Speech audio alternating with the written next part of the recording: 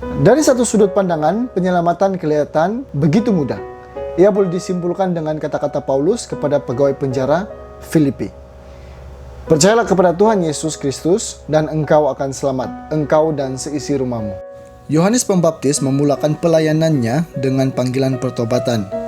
Yesus juga mula berkhotbah dengan kata-kata yang serupa. Pertobatan sebenar bukan sekadar penyesalan seperti yang dialami oleh Yudas selepas mengkhianati Yesus, tetapi ia melibatkan semua aspek, intelek, emosi, dan juga kehendak. Intelek membantu kita menuju pertobatan. Intelek membantu kita memahami kesucian Allah dan hukumannya.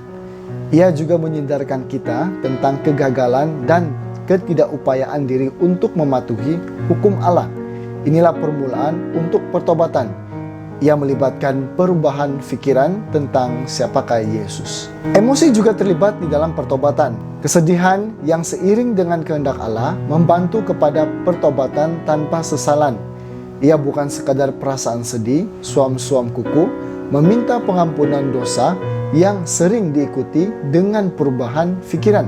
Kehendak turut memainkan peranan di dalam pertobatan. Kehendak membuatkan kita mengambil keputusan untuk bertobat. Anak yang hilang bukan saja sadar dan menyesali perbuatannya, malah dia bertindak. Pertobatan adalah tindakan nekat untuk berpaling dengan bersungguh-sungguh daripada dosa dan mengikuti Allah. Pertobatan sebenar sentiasa membawa kepada perubahan kelakuan dan sikap. Pertobatan yang sebenar akan membawa kepada iman. Bahkan ada sesetengah orang Kristen yang mengerti iman harus melibatkan pertobatan. Tindakan kita menerima Kristus sebagai penyelamat dengan iman ialah bukti bahwa kita sadar yang kita berdosa dan memerlukan penyelamat. Iman ialah pusat kepada seluruh pengalaman orang Kristen. Tanpa iman, tidak seorang pun dapat menyenangkan hati Allah. Orang yang datang kepada Allah mesti percaya bahwa Allah wujud dan bahwa Allah menganugerahi orang yang mencarinya. Ada beberapa komponen terlibat dalam iman keselamatan. Yang pertama, fakta-fakta tentang Yesus Kristus, kelahiran, kematian, dan kebangkitannya. Kita harus menerima semua fakta ini sebagai kebenaran. Akan tetapi, pengetahuan mental semata-mata tidak akan menyelamatkan kita. Seseorang tidak mungkin menjadi Kristen tanpa mempercayai fakta tentang identiti Yesus yang telah didedahkan. Yang kedua, komitmen dan kepercayaan terhadap Kristus yang melampaui pengetahuan ilmiah tentang Kristus. Ialah kunci kepada iman keselamatan. Komitmen dan kepercayaan sedemikian melibatkan kehendak, pikiran, dan emosi. Kita tidak hanya percaya hanya kerana dipengaruhi dengan perasaan, tetapi kita mengambil keputusan untuk percaya. Demikianlah hubungan pribadi itu bermula. Yang ketiga, iman ialah instrumen yang menghubungkan kita dengan Kristus. Perjanjian baru menekankan bahwa kita diselamatkan oleh iman dan bukan oleh usaha kita.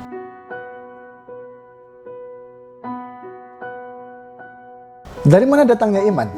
Iman timbul dari pendengaran, dan pendengaran oleh firman Kristus. Yang keempat, usaha yang baik ialah hasil kehidupan yang baru.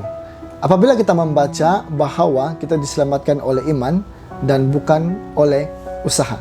Usaha yang dimaksudkan di sini ialah usaha mentaati hukum untuk mendapatkan keselamatan. Yakobus tidak menggunakan istilah usaha dengan maksud yang sama. Usaha yang dimaksudkan serupa dengan buah roh, seperti yang dikatakan oleh Paulus dalam Galatia. Yesus menjawab, katanya, "Aku berkata kepadamu, sesungguhnya jika seseorang tidak dilahirkan kembali, dia tidak dapat melihat kerajaan Allah." Kasih yang bercambah dari sikap yang benar kepada Allah. Ia adalah buah daripada iman. Apa yang ditentang oleh Yakobus ialah pengakuan iman tanpa hasil sebagai bukti. Kelahiran semula, satu kehidupan baru. Kelahiran baru ialah perubahan hati dari sudut pandang ilahi. Dari sudut pandang manusia pula, kita memanggilnya sebagai pertobatan. Yesus berkata, jika seseorang tidak dilahirkan dari air dan roh, ia tidak akan dapat masuk ke dalam kerajaan Allah. Roh Allah bekerja untuk memberikan kita hidup yang baru.